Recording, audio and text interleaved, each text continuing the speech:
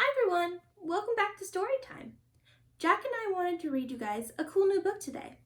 It's called What in the World is Wrong with Gisbert? And it's written by Jochen Weeber and illustrated by Fariba Gholizadeh.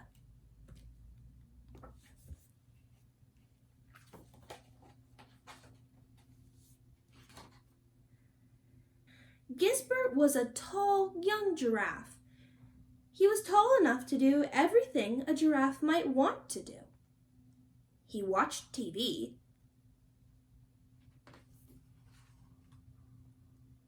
He played with his friends. My life is very good, he thought, as he closed his eyes for a nap in the trees. But then, one day, something changed. On his way to kindergarten, on Monday, he heard two hyenas whispering, "Look at those brown spots."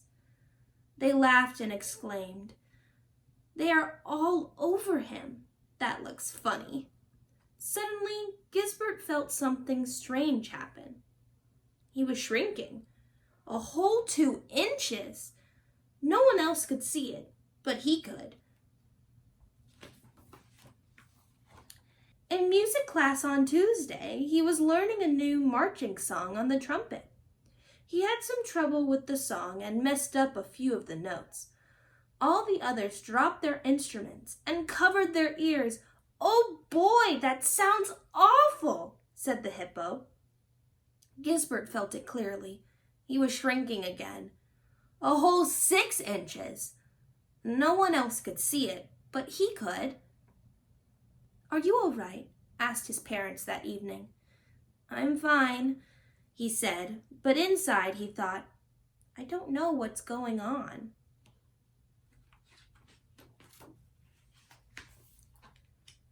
At the playground on Wednesday, it happened again.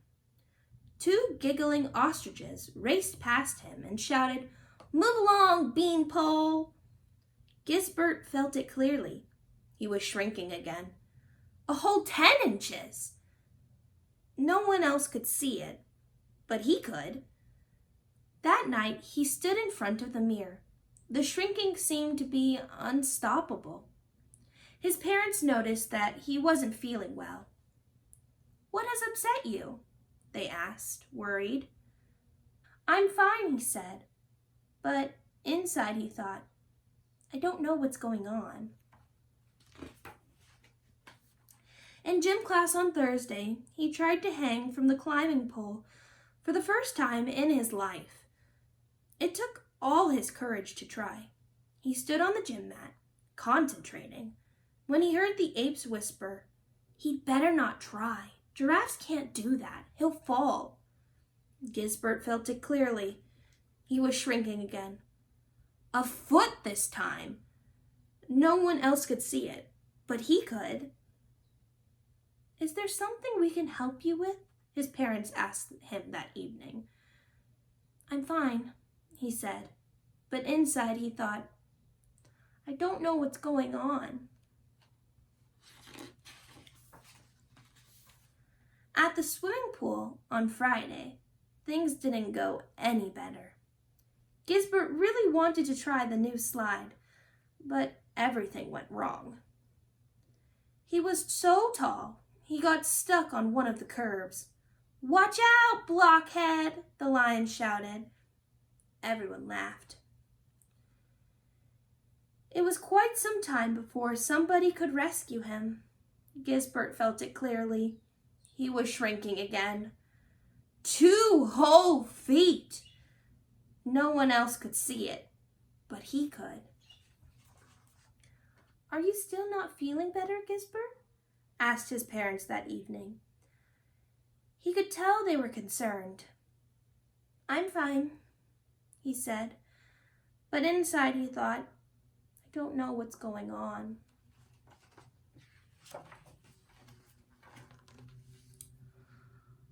On the playground on Saturday, Gisbert wanted to join his friends in the playhouse. "I've shrunk so much this week," he thought, "so I won't take up much space."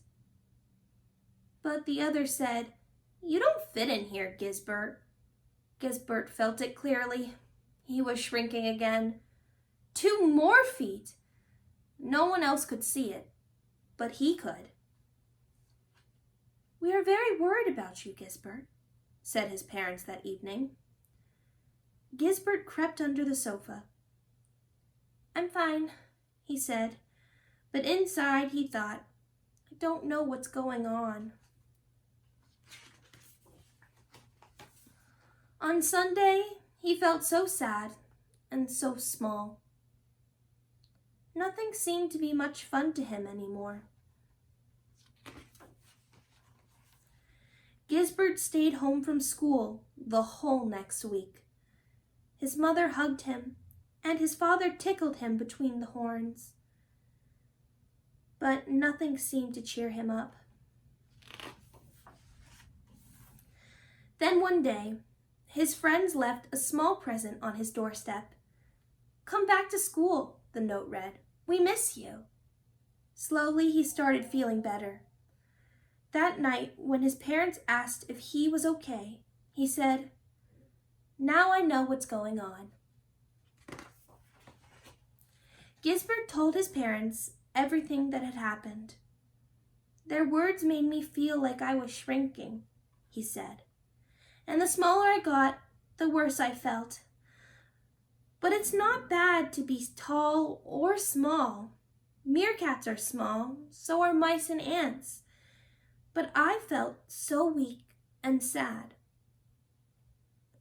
Sometimes people say things that hurt you, even if they don't mean to, his mother said. It's okay to tell them that their words made you sad. And you can always talk to us, Gisbert, his father added. When they were done talking, Gisbert felt much better. The very next day, Gisbert went to the playground again. "Hey, look, there's Gisbert," the hippo shouted. "It's great to have you back," the lion roared. The others nodded. "Join us in the playhouse," they said. "It's going to rain soon." The ape reached out for Gisbert's hand, and he joined his friends. "We all miss you," his friends said. "Our orchestra sounds boring without you," the hippo said. "We can't cross the river without you," the lion added. "We're sorry that our words made you sad, Gisbert," they all said. "We didn't mean to do that." Gisbert looked at his friends. All of a sudden, he felt something happening. It started in his feet and spread all over him, a cozy, warm feeling, as if the sun was shining inside of him. Nobody suspected that something was about to happen, not even Gisbert. But then he burst through the roof. Everybody laughed and laughed. Gisbert was tall again.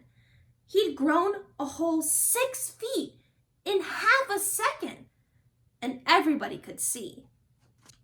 Thank you for joining us for that story today. I hope you all enjoyed it. And I hope you'll remember that our words are very powerful, and it's important to be nice and kind with our words, especially to our friends and family. So I hope you have a wonderful day, and I'll see you next time. Bye!